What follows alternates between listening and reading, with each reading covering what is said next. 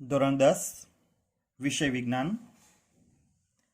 Chapter number 4માં આપણે આગળનો topic જોઈએ. ઇથેનનું અણુસૂત્ર, ઇલેક્ટ્રોન બિંદુ નિરૂપણ તથા બંધારણીય સૂત્ર જણાવો. આગળના વિડીયોમાં આપણે હાઇડ્રોકાર્બન સંયોજનોના પ્રકારો, સંતૃપ્ત હાઇડ્રોકાર્બન, અસંતૃપ્ત હાઇડ્રોકાર્બન, સંતૃપ્ત હાઇડ્રોકાર્બનની શ્રેણી આલ્કેન તથા અસંતૃપ્ત હાઇડ્રોકાર્બનની શ્રેણી આલ્કીન અને આલ્કાઇન વિશે શીખી ગયા.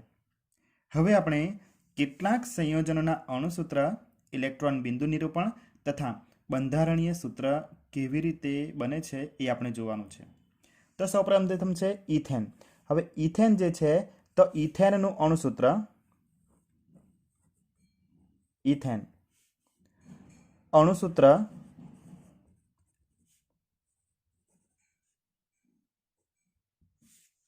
હવે ઇથેન આપણે નામ બોલતી વખતે પ્રત્યય એન આવે એ એટલે એ આલ્કેન શ્રેણીનું તત્વ છે.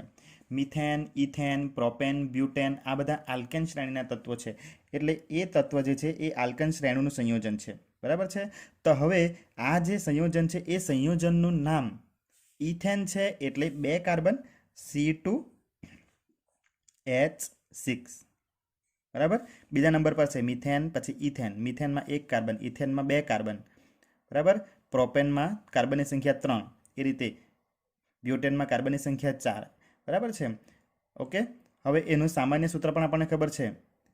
બરાબર. આલ્કેન શ્રેણીનું સામાન્ય સૂત્ર CnH2n+2. n બરાબર 2 મૂકો તો અહીંયા એચના પરમાણુની એચની સંખ્યા 6 આવશે એટલે C2H6. આ ઇથેનનું અણુસૂત્ર થયું. હવે આપણે ઇથેનનું ઇલેક્ટ્રોન બિંદુ નિરૂપણ જોવાનું છે. તો આપણે જોઈએ ઇથેનનું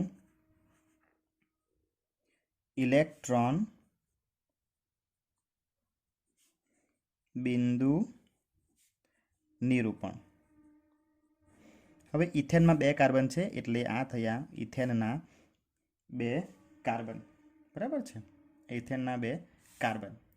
હવે એમાં જે કાર્બનની સંયોજકતા 4 છે તો 4 કાર્બનની સંયોજકતા 4 છે એટલે એના પહેલા કાર્બનના આ 4 ઇલેક્ટ્રોન આપણે આ રીતે દર્શાવી દઈએ. આના આ 4 ઇલેક્ટ્રોન બાહ્યતમ કક્ષાના જે છે સંયોજકતા કક્ષાના 4 ઇલેક્ટ્રોન. આ કાર્બન છે એના પણ 4 ઇલેક્ટ્રોન એટલે એને હું અહીંયા દર્શાવું છું. આ 1 2 3 અને 4. બરાબર છે. હવે અહીં હાઇડ્રોજનના 6 છે એટલે અહીં તો 1 કાર્બન થયા. બરાબર. હવે આને ભાગીદારી કરશે તો કેટલા થશે? 1 2 3 4 5. બરાબર છે. એની અષ્ટક રચના પૂર્ણ થવી જોઈએ એટલે 5 ને 3 8 જોઈએ. એટલે આપણે અહીં જે હાઇડ્રોજન છે એ હાઇડ્રોજનને આ બાજુ લખીએ. આ 1 હાઇડ્રોજન અને એનો આ ઇલેક્ટ્રોન. આ બાજુ બીજો હાઇડ્રોજન એનો ઇલેક્ટ્રોન અને આ ત્રીજો હાઇડ્રોજન આ એનો ઇલેક્ટ્રોન થયા. આ તરફ પણ જોઈએ. આ હાઇડ્રોજન ઇલેક્ટ્રોન. આ હાઇડ્રોજનનો પરમાણુ ક્રમાંક 1 છે એટલે એની પાસે તો 1 જ ઇલેક્ટ્રોન છે. Hydrogen electron. હવે જે ભાગીદારી થશે એ જોઈએ. તો અહીંયા 1 2 3 4 5 6 7 ને 8. હવે અહીં જે 2 છે એ 2માંથી 1 તો આ કાર્બનનો છે અને આ જે છે તે આ કાર્બનનો છે એટલે ભાગીદારી થઈ. અહીંયા આ બધા સાથે ભાગીદારી થવાની.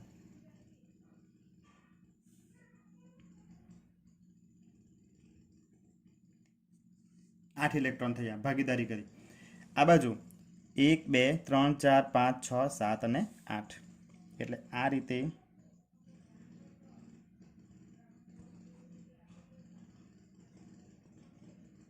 આમ ભાગીદારી થશે.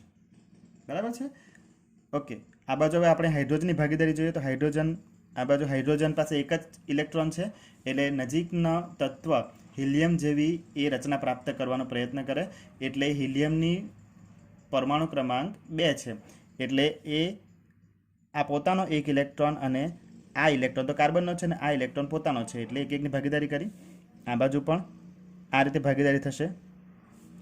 બરાબર. એટલે આ હિલિયમ જેવી રચના થઈ જાય એની. અહીંથી આ ભાગીદારી થશે. આમ આમ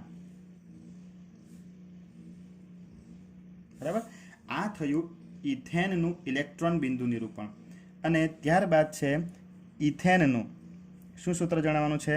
બંધારણીય સૂત્ર. એનું બંધારણ આપણને મળશે કે કઈ રીતે કાર્બન અને હાઇડ્રોજન જોડાયેલા હોય છે. એટલે બંધારણીય સૂત્ર લખીએ આપણે. તો કાર્બન કાર્બન વચ્ચે એક ઇલેક્ટ્રોનની ભાગીદારી થઈ એટલે કાર્બન કાર્બન વચ્ચે એક ઇલેક્ટ્રોનની ભાગીદારી થઈ એટલે એકલ બંધ. બરાબર છે. આ બાજુ કાર્બન હાઇડ્રોજન સાથે એકની ભાગીદારી, આ બાજુ પર કાર્બન અને હાઇડ્રોજન વચ્ચે એકની ભાગીદારી છે, અહીં પણ એકની ભાગીદારી છે, એટલે બધી બાજુ એક. આ કાર્બનની સંયોજકતા એટલે 4 બંધ થવા જોઈએ, એટલે 1 2 3 4 થઈ ગયા. આ બાજુથી આ કાર્બન, આ બાજુ પણ જોઈએ, કાર્બન સાથે એક ઇલેક્ટ્રોનની ભાગીદારી છે બધી બાજુ, ત્રણેય બાજુ, એટલે 1 2 ને 3, 1 2 3. બરાબર છે. એટલે આ એનું બંધારણીય સૂત્ર થયું. હવે જોઈએ હવે કાર્બનને 4 બંધ થવા જોઈએ, તો આ કાર્બનના 1 2 3 ને 4 બંધ થયા, આ કાર્બનના 1 2 3 4, આ બંને લાગુ પડે છે. એટલે આ થયું ઇથેનનું બંધારણીય સૂત્ર. એટલે આ રીતે કોઈ પણ સંયોજનનું અણુસૂત્ર, ઇલેક્ટ્રોન બિંદુ નિરૂપણ તથા બંધારણીય સૂત્ર. આપણને અણુસૂત્ર ખબર હોય તો આપણે આરામથી એનું ઇલેક્ટ્રોન બિંદુ નિરૂપણ અને બંધારણીય સૂત્ર લખી શકીએ.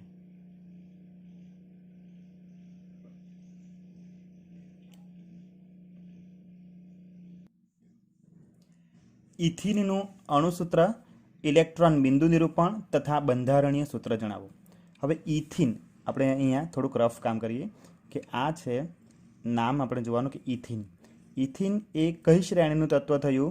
તો આલ્કિન. આલ્કિન આવ્યું એટલે એનો પ્રત્યય શું આવ્યો?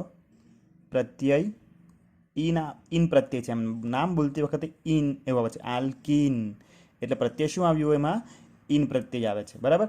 અને આલ્કિન શ્રેણીના સંયોજનનું સામાન્ય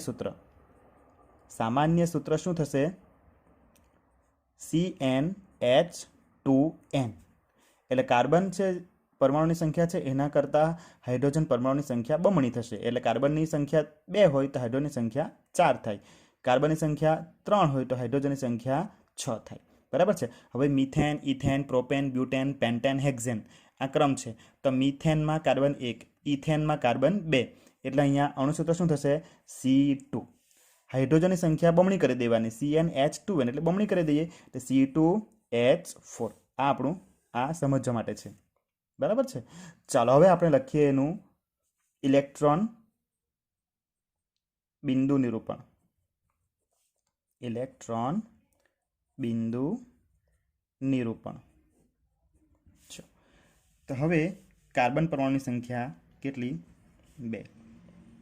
હવે ઇથિન છે એટલે એમાં કેટલા બંધ આવે? આલ્કિન છે એટલે કેટલા બંધ આવે? કાર્બન કાર્બન પરમાણુ વચ્ચે દ્વિબંધ હોય. બરાબર છે. દ્વિબંધ હોય એટલે 2 ઇલેક્ટ્રોનની ભાગીદારી થાય. એટલે અહીંયા આ કાર્બનના 2 ઇલેક્ટ્રોન અહીંયા બતાવો. બરાબર. 2 થયા, બાકી રહ્યો ત્રીજો અને ચોથો. આ કાર્બનના 1 2, ત્રીજો અને ચોથો. તમે ઉપર નીચે પણ લખી શકો, જરૂરી નથી કે આમ બાજુમાં લખો, 2 લખવાના ટૂંકમાં. બાકી રહ્યું હાઇડ્રોજન. તો આ હાઇડ્રોજન 1 ઇલેક્ટ્રોન, આ બાજુ આ હાઇડ્રોજન, આ બીજો ઇલેક્ટ્રોન. અહીંયા પણ H 1 ઇલેક્ટ્રોન અને આ H થશે અહીંયા આનો 1 ઇલેક્ટ્રોન. બરાબર. હવે આપણે ભાગીદારી કરીએ તો અહીંયા 1 2 3 4 4 થયા, 5 6 7 અને 8. એટલે આમ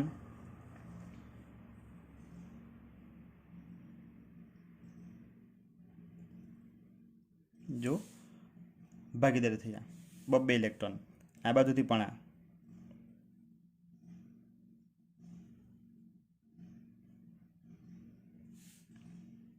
બરાબર છે. આને નહીં લઈ લેવાના, આ તો આ કાર્બન સાથે છે. આ હાઇડ્રોજન આ કાર્બન સાથે જ છે એટલે આ હાઇડ્રોજન આ ઇલેક્ટ્રોન નહીં લેવાના. આ બાજુ આ હાઇડ્રોજન છે 2 તે આ કાર્બન સાથે છે એટલે આ કાર્બન ભાગીદારી કરે તે એના પોતાના હાઇડ્રોજન સાથે જ કરશે. બરાબર છે. ચાલો હવે આ થઈ કાર્બન કાર્બનની ભાગીદારી. હવે આ હાઇડ્રોજન, આ 2 ઇલેક્ટ્રોન થઈ ગયા, આ 2 ઇલેક્ટ્રોન પોતાનો એક હાઇડ્રોજન અને એક હાઇડ્રોજન છે કાર્બનનો, એટલે 1 ઇલેક્ટ્રોનની શું થઈ? ભાગીદારી થઈ. આ થયું એનું ઇલેક્ટ્રોન બિંદુ નિરૂપણ. હવે એના પરથી આવશે બંધારણીય સૂત્ર. કોનું? ઇથિનનું. 2 ઇલેક્ટ્રોનની ભાગીદારી થઈ એટલે કાર્બન કાર્બન વચ્ચે દ્વિબંધ આવશે. બરાબર છે. અહીંયા હાઇડ્રોજન સાથે એક ઇલેક્ટ્રોનની ભાગીદારી એટલે H, આ બાજુ H. અહીંયા કાર્બન એક ઇલેક્ટ્રોનની ભાગીદારી હાઇડ્રોજન સાથે એટલે આ થયું H. આ થયું એનું બંધારણીય સૂત્ર. હવે અહીંયા દ્વિબંધ છે, બરાબર છે, એટલે એ અસંતૃપ્ત હાઇડ્રોકાર્બન છે. જો કાર્બન કાર્બન પરમાણુ વચ્ચે જો દ્વિબંધ કે ત્રિબંધ હોય તો એ અસંતૃપ્ત હાઇડ્રોકાર્બન હોય, અને અસંતૃપ્ત હાઇડ્રોકાર્બન એ સંતૃપ્ત હાઇડ્રોકાર્બન કરતાં વધુ ક્રિયાશીલ છે. હવે શબ્દ પરથી ખબર પડે અસંતૃપ્ત છે એટલે એ વધુ ક્રિયાશીલ, સંતૃપ્ત હોય એ ઓછા ક્રિયાશીલ હોય. આ તમારા નોટબુકમાં લખવાનું છે. આગળ આપણે ઇથેનનું જોયું, એ પણ લખવાનું છે, દર્શાવવાનું છે, અને ઇથિનનું એ પણ દર્શાવવાનું છે. હવે આપણે એના પછી એક બીજો ટોપિક પણ જોઈ લઈએ. એમાં જ એક પ્રશ્ન કે ઇથાઇનનું અણુસૂત્ર, ઇલેક્ટ્રોન બિંદુ નિરૂપણ તથા બંધારણીય સૂત્ર જણાવો.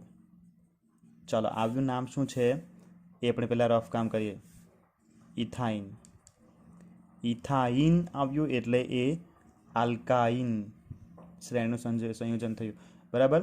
આલ્કાઇન શ્રેણીનું સંયોજન છે એટલે આલ્કાઇન શ્રેણી સંયોજનમાં પ્રત્યય શું આવ્યો? એમાં પ્રત્યય આઇન આવે છે, બરાબર. પ્રત્યય આઇન આવે અને એનું સામાન્ય સૂત્ર શું થવાનું? સામાન્ય સૂત્ર CnH2n-2, બરાબર. અને આલ્કાઇન છે એટલે ત્રિબંધ. કાર્બન કાર્બન પરમાણુ વચ્ચે કેટલા બંધ હોય? ત્રિબંધ હોય. એ પણ અસંતૃપ્ત છે. ફક્ત આલ્કેન શ્રેણીના સંયોજનો જ સંતૃપ્ત છે. આલ્કિન અને આલ્કાઇન બંનેમાં દ્વિબંધ હોય, પહેલામાં ત્રિબંધ હોય, એટલે એ અસંતૃપ્ત થાય, બરાબર. હવે અહીં જુઓ કે CnH2n-2 એટલે CnH2n એટલે કાર્બન પરમાણુની સંખ્યા જેટલી હોય એના કરતાં હાઇડ્રોજનની બમણી કરવાની, અને તેમાંથી પાછા બમણી કરીને 2 બાદ કરી નાખવાના. દાખલા તરીકે આ કાર્બન પરમાણુની સંખ્યા જો 3 હોય તો હાઇડ્રોજન કેટલા થશે? 3 × 6, 6માંથી પાછા 2 બાદ કરી નાખવાના એટલે C3H4 થઈ જાય, બરાબર છે. હવે આપણે એનું સૌપ્રથમ તો અણુસૂત્ર લખીએ. અણુસૂત્ર તો ઇથાઇન, ઇથિન પરથી આવ્યું ઇથાઇન એટલે કાર્બન તો 2 જ થવાના, બરાબર છે. કાર્બન 2 થાય તો અહીંયા હાઇડ્રોજન કેટલા? તો 2 મૂકવા, 2 દુ 4, 4 ઓછા 2 2 એટલે H2. આ થયું એનું અણુસૂત્ર. આગળ જોઈએ આપણે એનું બંધારણીય સૂત્ર. હવે બંધારણીય સૂત્ર તો એના માટે આપણે જોવાનું કે ઇથાઇન છે એટલે ત્રિબંધ હોય, એટલે 3 ઇલેક્ટ્રોનની ભાગીદારી થાય, એટલે કાર્બન આ 3 ઇલેક્ટ્રોન અહીંયા બતાવો, બરાબર. બીજો કાર્બન એના 3 ઇલેક્ટ્રોન અહીંયા બતાવો, બરાબર. 2 જ હાઇડ્રોજન છે H2 એટલે 1 હાઇડ્રોજન અહીંયા લખ્યું. હા, આનો 1 ઇલેક્ટ્રોન થયો, આ 3 ને 1 4, આના 3 ને 1 4. હાઇડ્રોજનનો આ 1 ઇલેક્ટ્રોન અહીંયા બતાવી દઉં, આ બાજુ હાઇડ્રોજન 1 ઇલેક્ટ્રોન અહીંયા બતાવી દઉં. હવે ભાગીદારી કરીએ. 3 ને 3 6 ને 2 8 એટલે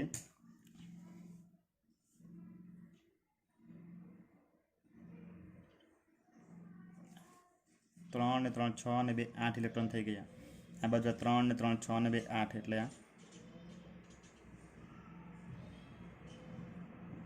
આ પછી આ હાઇડ્રોજન, બરાબર છે. હા, એટલે એના પરથી આપણે લખીએ, સોરી, આ થશે ઇલેક્ટ્રોન બિંદુ નિરૂપણ.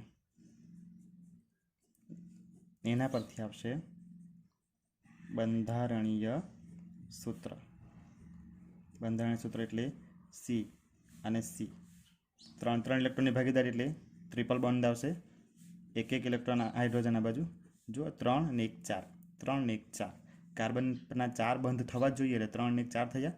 કાર્બન સાથે આ બાજુ 3 છે ને આ બાજુ 1 છે એટલે 4 થઈ ગયા. આ કાર્બન સાથે 3 છે અને આ બાજુ 1 એટલે 4 થઈ ગયા. એટલે આ એટલું થયું બંધારણીય સૂત્ર. ઇથાઇનનું બંધારણીય સૂત્ર છે.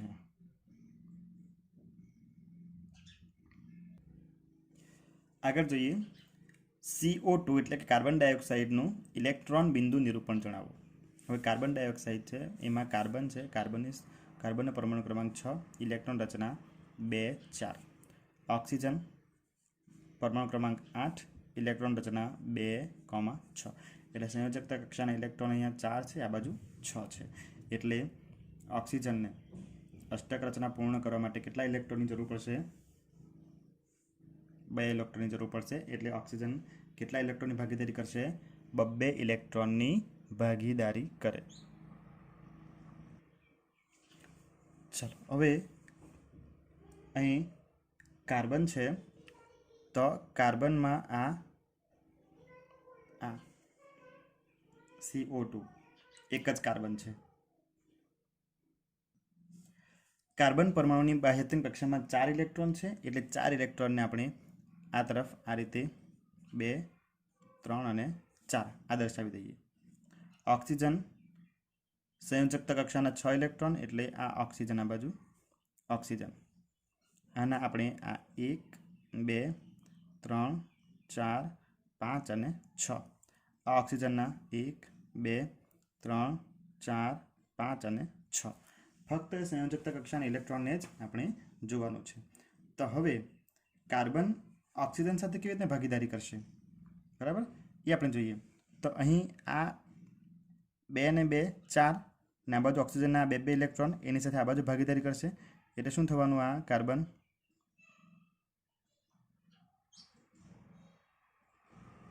આ થયું ભાગીદારી કરી ઓક્સિજન સાથે, બરાબર. એટલે કેટલા થયા? 2 ને 2 4 5 6 7 8 થઈ ગયું. આ બાજુ ઓક્સિજન 1 2 3 4 5 6 7 8 એટલે કાર્બનના 2 ઇલેક્ટ્રોન સાથે આ બાજુ ભાગીદારી કરશે. એટલે 2 ઇલેક્ટ્રોનની ભાગીદારી થઈ. આ બાજુથી આ ભાગીદારી કરશે આમ, તો 8 ઇલેક્ટ્રોન બધાના થાય, બરાબર. એટલે એનું ઇલેક્ટ્રોન બિંદુ નિરૂપણ. હવે એના પરથી આપણે એનું જો બંધારણ દર્શાવવું હોય તો કેવી રીતે દર્શાવી શકાય? હા, તો આ C આ બાજુ ઓક્સિજન સાથે 2 ઇલેક્ટ્રોનની ભાગીદારી છે. આ 2 ઇલેક્ટ્રોન કાર્બનના, 2 ઇલેક્ટ્રોન ઓક્સિજનના, એટલે 2 ઇલેક્ટ્રોનની ભાગીદારી એટલે દ્વિબંધ થઈ, ડબલ બોન્ડ થઈ. આ બાજુ ઓક્સિજનના 2 ઇલેક્ટ્રોન સાથે ભાગીદારી કરે છે કાર્બન સાથે, એટલે આ બાજુ પણ થશે દ્વિબંધ. એટલે આ કાર્બન ડાયોક્સાઇડનું બંધારણીય સૂત્ર થશે. એટલે આટલું આપણે અત્યારે નોટમાં લખવાનું છે અને તૈયાર કરવાનું છે.